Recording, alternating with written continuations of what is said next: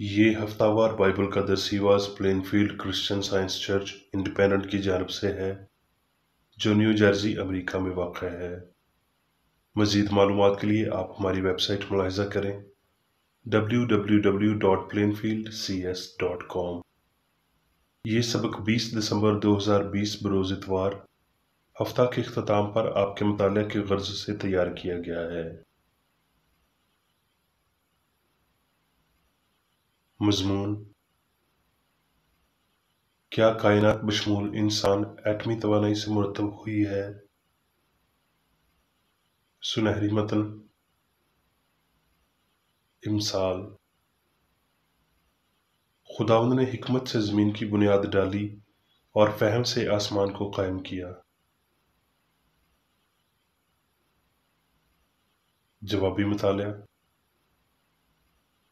زبور: آؤ ہم خداوند کے حضور نغمہ سرائی کریں، اپنی چٹان کے سامنے خوشی سے للکاریں، شکر کرتے ہوئے اس کے حضور حاضر ہوں، مزمور گاتے ہوئے اس کے آگے خوشی سے للکاریں، کیونکہ خداوند خدائے عظیم ہے اور سب الہیوں پر شاہ عظیم ہے۔ زمین کے گہراؤ اس کے قبضہ میں ہیں، پہاڑوں کی چوٹیاں بھی اسی کی ہیں، سمندر اس کا ہے، اسی نے اس کو بنایا، اور اس کے ہاتھوں نے خشکی کو بھی تیار کیا۔ آؤ ہم جھکیں اور سجدہ کریں اور اپنے خالق خداوند کے حضور گھٹنے ٹیکیں۔ درسیواز بائبل میں سے۔ پیدائش: خدا نے ابتدا میں زمین و آسمان کو پیدا کیا، پھر خدا نے کہا ہم انسان کو اپنی صورت پر اپنی شبیہ کی مانند بنائیں، اور وہ سمندر کی مچھلیوں اور آسمان کے پرندوں اور چوپایوں اور تمام زمین اور سب جانداروں پر جو زمین پر رینگتے ہیں اختیار رکھیں۔ اور خدا نے انسان کو اپنی صورت پر پیدا کیا، اور خدا کی صورت پر اس کو پیدا کیا، نر و ناری ان کو پیدا کیا۔ خدا نے ان کو برکت دی اور کہا کہ پھلو اور بڑھو اور زمین کو معمور و محکوم کرو، اور سمندر کی مچھلیوں اور ہوا کے پرندوں اور کل جانوروں پر جو زمین پر چلتے ہیں اختیار رکھو۔ اور خدا نے سب پر جو اس نے بنایا تھا نظر کی اور دیکھا کہ بہت اچھا ہے۔ خروج: مصر کے بادشاہ کو خبر ملی کہ وہ لوگ چل دیے، تو فرعون اور اس کے خادموں کا دل ان لوگوں کے لیے پھر گیا، اور وہ کہنے لگے کہ ہم نے یہ کیا کیا کہ اسرائیلیوں کو اپنی خدمت سے چھٹی دے کر ان کو جانے دیا۔ تب اس نے اپنا رتھ تیار کروایا اور اپنی قوم کے لوگوں کو ساتھ لیا، اور خداوند نے موسیٰ سے کہا بنی اسرائیل سے کہہ کہ وہ آگے بڑھیں۔ اور خدا کا فرشتہ جو اسرائیلی لشکر کے آگے آگے چلا کرتا تھا جا کر ان کے پیچھے ہو گیا، اور بادل کا ستون ان کے سامنے سے ہٹ کر ان کے پیچھے جا ٹھہرا۔ یوں وہ مصریوں کے لشکر اور اسرائیلی لشکر کے بیچ میں ہو گیا، سو وہاں بادل بھی تھا اور اندھیرا بھی، تو بھی رات کو اس سے روشنی رہی، بس وہ رات بھر ایک دوسرے کے پاس نہیں آئے۔ پھر موسیٰ نے اپنا ہاتھ سمندر پر بڑھایا، اور خداوند نے رات بھر تند پوربی آندھی چلا کر اور سمندر کو پیچھے ہٹا کر اسے خشک زمین بنا دیا، اور پانی دو حصے ہو گیا، اور بنی اسرائیل سمندر کے بیچ میں سے خشک زمین پر چل کر نکل گئے، اور ان کے دہنے اور بائیں ہاتھ کی طرف پانی دیوار کی طرح تھا۔ اور مصریوں نے تعقب کیا، اور فرعون کے سب گھوڑے اور رتھ اور سوار ان کے پیچھے پیچھے سمندر کے بیچ میں چلے گئے۔ اور خداوند نے موسیٰ سے کہا کہ اپنا ہاتھ سمندر کے اوپر بڑھا تاکہ پانی مصریوں اور ان کے رتھوں اور سواروں پر بہنے لگے۔ اور موسیٰ نے اپنا ہاتھ سمندر کے اوپر بڑھایا، اور صبح ہوتے ہوتے سمندر پھر اپنی اصلی قوت پر آ گیا، اور مصری الٹے بھاگنے لگے، اور خداوند نے سمندر کے بیچ میں مصریوں کو تہو بالا کر دیا۔ اور پانی پلٹ کر آیا، اور اس نے رتھوں اور سواروں اور فرعون کے سارے لشکر کو جو اسرائیلیوں کا پیچھا کرتے ہوئے سمندر میں گیا تھا غرق کر دیا، اور ایک بھی ان میں سے نہ چھوٹا۔ سو خداوند نے اس دن اسرائیلیوں کو مصریوں کے ہاتھ سے اس طرح بچایا، اور اسرائیلیوں نے مصریوں کو سمندر کے کنارے مرے ہوئے پڑے دیکھا۔ اور اسرائیلیوں نے وہ بڑی قدرت جو خداوند نے مصریوں پر ظاہر کی دیکھی، اور وہ لوگ خداوند سے ڈرے اور خداوند پر اور اس کے بندے موسیٰ پر ایمان لائے۔ زبور۔ جب اسرائیل مصر سے نکل آیا، یعنی یعقوب کا گھرانہ اجنبی زبان قوم سے، تو یہودا اس کا مقدس اور اسرائیل اس کی مملکت ٹھہرا۔ یہ دیکھتے ہی سمندر بھاگا، یردن پیچھے ہٹ گیا، پہاڑ مینڈھوں کی طرح اچھلے، پہاڑیاں بھیڑ کے بچوں کی طرح کودیں۔ اے سمندر، تجھے کیا ہوا کہ تو بھاگتا ہے؟ اے یردن، تجھے کیا ہوا کہ تو پیچھے ہٹتا ہے؟ اے پہاڑوں، تم کو کیا ہوا کہ تم مینڈھوں کی طرح اچھلتے ہو؟ اے پہاڑیوں، تم کو کیا ہوا کہ تم بھیڑ کے بچوں کی طرح کودتی ہو؟ اے زمین، تو رب کے حضور، یعقوب کے خدا کے حضور تھر تھرا، جو چٹان کو جھیل اور چکماک کو پانی کا چشمہ بنا دیتا ہے۔ متی۔ اور اس نے فوراً شاگردوں کو مجبور کیا کہ کشتی میں سوار ہو کر جائیں، اور لوگوں کو رخصت کر کے تنہا دعا کرنے کے لیے پہاڑ پر چڑھ گیا۔ مگر کشتی اس وقت جھیل کے بیچ میں تھی اور لہروں سے ڈگمگا رہی تھی، کیونکہ ہوا مخالف تھی۔ اور وہ رات کے چوتھے پہر جھیل پر چلتا ہوا ان کے پاس آیا۔ شاگرد اسے جھیل پر چلتے ہوئے دیکھ کر گھبرا گئے اور کہنے لگے کہ بھوت ہے، اور ڈر کر چلا اٹھے۔ یسوع نے فوراً ان سے کہا، خاطر جمع رکھو، میں ہوں، ڈرو مت۔ پطرس نے اس سے جواب میں کہا، اے خداوند، اگر تو ہے تو مجھے حکم دے کہ پانی پر چل کر تیرے پاس آؤں۔ اس نے کہا، آ۔ پطرس اتر کر یسوع کے پاس جانے کے لیے پانی پر چلنے لگا، مگر جب ہوا دیکھی تو ڈر گیا، اور جب ڈوبنے لگا تو چلا کر کہا، اے خداوند، مجھے بچا۔ یسوع نے فوراً ہاتھ بڑھا کر اسے پکڑ لیا، اور اس نے کہا، اے کام اعتقاد، تو نے کیوں شک کیا؟ اور جب وہ کشتی پر چڑھ آئے تو ہوا تھم گئی، اور جو کشتی پر تھے انہوں نے اسے سجدہ کر کے کہا، یقیناً تو خدا کا بیٹا ہے۔ مکاشفہ۔ پھر میں نے تخت میں سے کسی کو بلند آواز سے یہ کہتے سنا کہ دیکھ، خدا کا خیمہ آدمیوں کے درمیان ہے، اور وہ ان کے ساتھ سکونت کرے گا، اور وہ اس کے لوگ ہوں گے، اور خدا آپ ان کے ساتھ رہے گا اور ان کا خدا ہوگا۔ پھر اس نے مجھ سے کہا، یہ باتیں پوری ہو گئیں۔ میں الفا اور اومیگا، یعنی ابتدا اور انتہا ہوں۔ میں پیاسے کو آب حیات کے چشمہ سے مفت پلاؤں گا۔ جو غالب آئے وہی ان چیزوں کا وارث ہوگا، اور میں اس کا خدا ہوں گا اور وہ میرا بیٹا ہوگا۔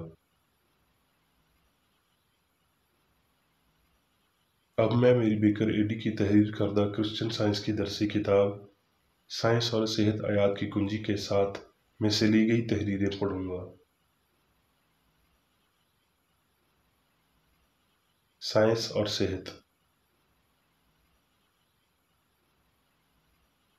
خالق، اصول، خدا، جس نے وہ سب کچھ بنایا جو بنایا گیا تھا، اور خود کے مخالف کوئی ایٹم یا عنصر نہ بنا سکا۔ خدا کائنات کو بشمول انسان خلق کرتا اور اس پر حکومت کرتا ہے۔ یہ کائنات روحانی خیالات سے بھری پڑی ہے جنہیں وہ تیار کرتا ہے، اور وہ اس عقل کی فرمان برداری کرتے ہیں جو انہیں بناتی ہے۔ فانی عقل مادی کو روحانی میں تبدیل کر دے گی، اور پھر انسان کی اصلی خودی کو غلطی کی فانیت سے رہا کرنے کے لیے ٹھیک کرے گی۔ فانی لوگ غیر فانیوں کی مانند خدا کی صورت پر پیدا نہیں کیے گئے، بلکہ لامحدود روحانی ہستی کی مانند۔ فانی ضمیر بالآخر سائنسی حقیقت کو تسلیم کرے گا اور غائب ہو جائے گا، اور ہستی کا کامل اور ہمیشہ سے برقرار حقیقی فہم سامنے آئے گا۔ یہ کہنا غلط ہے کہ سچائی اور غلطی پیدائش میں وہم ملتے ہیں۔ تمثیل اور تکرار میں یہ غلطی ہمارے مالک کی جانب سے خود واضح طور پر بے نقاب ہوتی ہے۔ ان نکات پر بحث کرتے ہوئے اور پیدائش کی سائنس سے متعلق فریسیوں کے ساتھ تکرار کرتے ہوئے یسوع نے کہا، کیا جھاڑیوں سے انگور توڑتے ہیں؟ پولوس نے کہا، روشنی اور تاریکی میں کیا شراکت؟ مسیح کو بلیال کے ساتھ کیا موافقت؟ یسوع کی الہی پیدائش نے اسے تخلیق کے حقائق کو وسیع کرنے اور اس بعد عقل کو جو انسان اور کائنات کو خلق کرتا اور اس پر حکمرانی کرتا ہے ظاہر کرنے کے لیے انسانی طاقت کی نسبت بہت زیادہ عطا کیا۔ تخلیق کی سائنس نے جو یسوع کی پیدائش میں بہت واضح تھی اس کے عاقل ترین اور کم سمجھے جانے والے اقوال کو الہامی بنایا اور یہ اس کے حیرت انگیز اظہارات کی بنیاد تھا۔ یسوع نے کسی بدنی تعلق کو تسلیم نہیں کیا۔ اس نے کہا، زمین پر کسی کو اپنا باپ نہ کہو کیونکہ تمہارا باپ ایک ہی ہے جو آسمانی ہے۔ اس نے دوبارہ کہا، کون ہے میری ماں اور کون ہے میرے بھائی؟ یہ مطلب دیتے ہوئے کہ یہ وہی ہیں جو اس کے باپ کی مرضی بجا لاتے ہیں۔ ہمارے پاس اس بات کا کوئی ریکارڈ نہیں کہ وہ کسی شخص کو باپ کے نام سے پکارتا ہو۔ وہ روح خدا کو واحد خالق کے روپ میں جانتا تھا اور اس لیے اسے بطور سب کا باپ بھی جانتا تھا۔ ایک معجزہ خدا کے قانون کو پورا کرتا ہے لیکن اس قانون کو توڑتا نہیں۔ یہ حقیقت خود معجزے کی نسبت زیادہ پراسرار لگتی ہے۔ زبور نویس نے یہ گایا، اے سمندر تجھے کیا ہوا کہ تو بھاگتا ہے؟ اے یردن تجھے کیا ہوا کہ تو پیچھے ہٹتا ہے؟ اے پہاڑوں تم کو کیا ہوا کہ تم مینڈوں کی طرح اچھلتے ہو؟ اے پہاڑیوں تم کو کیا ہوا کہ تم بھیڑ کے بچوں کی طرح کودتی ہو؟ اے زمین تو رب کے حضور، خدا کے یعقوب کے حضور تھر تھرا۔ یہ معجزہ کوئی اختلاف متعارف نہیں کراتا بلکہ خدا کے ناقابل تبدیل قانون کی سائنس کو قائم کرتے ہوئے بنیادی ترتیب کو واضح کرتا ہے۔ صرف روحانی ارتقاء ہی الہی قوت کی مشق کرنے کے قابل ہے۔ لامتناہی عقل ابدیت کے ذہنی مالیکیول کی طرف سے سب کو خلق کرتی اور ان پر حکومت کرتی ہے۔ سب کا یہ الہی اصول اس کی تخلیق کی پوری سائنس اور آرٹ اور انسان اور کائنات کی لافانیت کو ظاہر کرتا ہے۔ تخلیق ہمیشہ سے ظاہر ہو رہی ہے اور اسے اپنے لازوال ذرائع کی فطرت کے باعث ظاہر ہونا جاری رکھنا چاہیے۔ بشری فہم اس ظہور کو الٹ کر دیتا ہے اور خیالات کو مادی کہتا ہے، لہٰذا غلط تشریح کے ساتھ الہی خیال انسانی یا مادی عقیدے کے معیار تک گرتا دکھائی دیتا ہے جسے مادی انسان کہا جاتا ہے، لیکن بیج اس کے اندر ہی ہے، محض ایسے ہی جیسے الہی عقل سب کچھ ہے اور سب کچھ پیدا کرتی ہے، جیسے عقل قصیر کرنے والی ہے اور عقل کا لامتناہی خیال انسان اور کائنات پیداوار ہے۔ واحد ذہانت یا سوچ کا مواد ایک بیج یا ایک پھول خدا ہے جو اس کا خالق ہے۔ لافانیت سے متعلق اس کی تاریخ میں ڈارون کا ارتقائی نظریہ مادی بنیادوں پر دیگر نظریات کی نسبت زیادہ معقول ہے۔ مختصراً ڈارون کا نظریہ یہ ہے کہ عقل خود کے مخالف مادے کو جنم دیتی ہے اور اس مادے کو کائنات بشمول انسان کو تقویت دینے کے لیے طاقت بخشتی ہے۔ مادی ارتقاء بیان کرتا ہے کہ عظیم پہلی وجہ کو مادی بننا چاہیے اور اس کے بعد عقل کے پاس یا خاک اور عدم میں لوٹ جانا چاہیے۔ صحائف بہت پاک ہیں، ہمارا مقصد ان کے روحانی فہم کو حاصل کرنا ہونا چاہیے، کیونکہ صرف فہم ہی کی بدولت ہم سچائی پا سکتے ہیں۔ کائنات کا بشمول انسان حقیقی نظریہ مادی تاریخ میں نہیں بلکہ روحانی ترقی میں ہے۔ الہامی سوچ کائنات کے ایک مادی، جسمانی اور فانی نظریے کو ترک کرتی ہے اور روحانی اور لافانی کو اپناتی ہے۔ جو کچھ بھی عقل، زندگی، سچائی اور محبت کی عکاسی کرتا ہے وہ روحانی طور پر سمجھا اور سامنے لایا جاتا ہے، مگر یہ بیان اس ابدی سچائی کی مخالفت کرتا ہے کہ انسان نے روحانی اور مادی دونوں لحاظ سے یا خدا اور انسان دونوں کی جانب سے جنم لیا اور فروغ پایا ہے۔ ادوار کی ساری خود نمائی ان دونوں تضادات کو سچ کبھی نہیں بنا سکتی۔ الہی سائنس اس بھرم کی جڑ پر کلہاڑا رکھتی ہے کہ زندگی یا عقل مادی بدن میں یا وسیلہ سے بنایا گیا، اور سائنس نتیجتاً اس بھرم کو غلطی کی خودکار تباہ کاری کے وسیلہ نیست کرتی اور زندگی کی سائنس کے فہم کو خوبصورت بناتی ہے۔ کرسچن سائنس تخلیق کو نہیں بلکہ افشائی کو پیش کرتی ہے۔ یہ مالیکیول سے عقل تک کی مادی ترقی کو نہیں بلکہ انسان اور کائنات کے لیے الہی عقل کی عنایت کو ظاہر کرتی ہے۔ متناسب طور پر جب انسانی نسل ابدی کے ساتھ روابط کو ختم کر دیتی ہے تو ہم آہنگ ہستی کو روحانی طور پر سمجھا جائے گا، اور وہ انسان ظاہر ہوگا جو زمینی نہ ہو بلکہ خدا کے ساتھ باہم ہو۔ یہ سائنسی حقیقت کہ انسان اور کائنات روح سے مرتب ہوتے ہیں اور اسی طرح روحانی بھی ہوتے ہیں، الہی سائنس میں اتنی ہی مضبوط ہوتی ہے جتنا کہ یہ ثبوت کہ فانی بشر صرف تبھی صحت مندی کا فہم پاتے ہیں جب وہ گناہ اور بیماری کا فہم کھو دیتے ہیں۔ یہ مانتے ہوئے کہ انسان خالق ہے، بشر خدا کی تخلیق کو کبھی نہیں سمجھ سکتے۔ پہلے سے تخلیق شدہ خدا کے فرزند صرف تب ہی اپنی پہچان پاتے ہیں جب انسان ہستی کی سچائی کو پا لیتا ہے۔ سچائی یہ ہے کہ حقیقی مثالی انسان اسی تناسب میں ظاہر ہوتے ہیں جب جھوٹے اور مادی غائب ہوتے ہیں۔ مزید شادی نہ کرنا یا شادی میں دیے جانا نہ ہی انسان کے تسلسل کو بند کرتا ہے اور نہ ہی خدا کے لامتناہی منصوبے میں اس کی بڑھتی ہوئی تعداد کے فہم کو بند کرتا ہے۔ روحانی طور پر یہ سمجھنا کہ ماسوائے ایک خالق خدا کے اور کوئی نہیں، ساری تخلیق کو عیاں کرتا، صحائف کی تصدیق کرتا، علیحدگی یا درد اور ازلی اور کامل اور ابدی انسانیت کی شیریں یقین دہانی دلاتا ہے۔ تخلیقی اصول، زندگی، سچائی اور محبت خدا ہے۔ کائنات خدا کی عکاسی کرتی ہے، ایک خالق اور ایک تخلیق کے سوا اور کوئی نہیں۔ یہ تخلیق روحانی خیالات اور ان کی شناختوں کے عیاں ہونے پر مشتمل ہے جو لامحدود عقل کے دامن سے جڑے ہیں اور ہمیشہ منعکس ہوتے ہیں۔ یہ خیالات محدود سے لامحدود تک وسیع ہیں اور بلند ترین خیالات خدا کے بیٹے اور بیٹیاں ہیں۔ اب میں میری بیکر ریڈی کی جانب سے چرچ مینول میں دیے گئے روزانہ کے 3 فرائض پڑھوں گا۔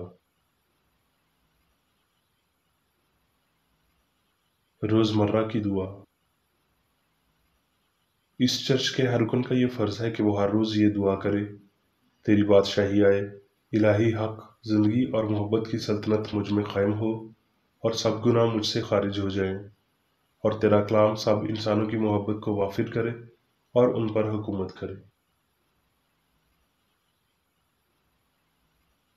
مقاصد اور اعمال کا ایک اصول۔ نہ کوئی مخالفت، نہ ہی کوئی محض ذاتی وابستگی مادری چرچ کے کسی رکن کے مقاصد یا اعمال پر اثر انداز ہونے چاہیے۔ سائنس میں صرف الہی محبت حکومت کرتی ہے، اور ایک مسیحی سائنسدان گناہ کو رد کرنے سے حقیقی بھائی چارے، خیرات پسندی اور معافی سے محبت کی شیریں سازشوں کی عکاسی کرتا ہے۔ اس چرچ کے تمام اراکین کو سب گناہوں سے، غلط قسم کی پیشن گوئیوں، منصفیوں، مذمتوں، اصلاحوں اور غلط تاثرات کو لینے اور غلط متاثر ہونے سے آزاد رہنے کے لیے روزانہ خیال رکھنا چاہیے اور دعا کرنی چاہیے۔ فرض کے لیے چوکسی۔ اس چرچ کے ہر رکن کا یہ فرض ہے کہ وہ ہر روز جارحانہ ذہنی آراء کے خلاف خود کو تیار رکھے اور خدا اور اپنے قائد اور انسانوں کے لیے اپنے فرائض کو نہ کبھی بھولے اور نہ کبھی نظر انداز کرے۔ اس کے کاموں کے باعث اس کا انصاف ہوگا، وہ بے قصور یا قصوروار ہوگا۔